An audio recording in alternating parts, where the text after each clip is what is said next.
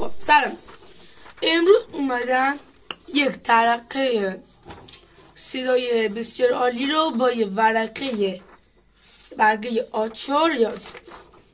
این ورقه برگه آچاره. خب ما این ورقه برگه آچارمون رو اینجوری نصب کنیم، اینجوری دو سر میندازیم روی هم. خب این قشنگ باید لبه هاش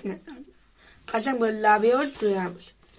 یه تای محکمتر هم میزنیم، محکم کاری.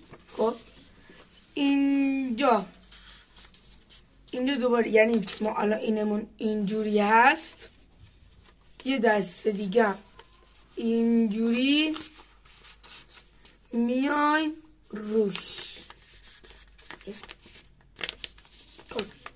حالا اینجوری قشنگ اینو سیف میکنم.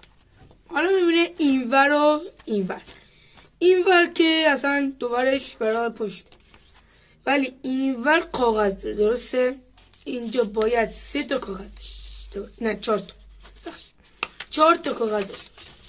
ما میام این 4 تا کاغذ رو اینورش رو میگیریم. نه ببینید وسط دوباره کاغذ، سر کاغذ رو میگیرید، میکشید و اینجوری شکلش باید.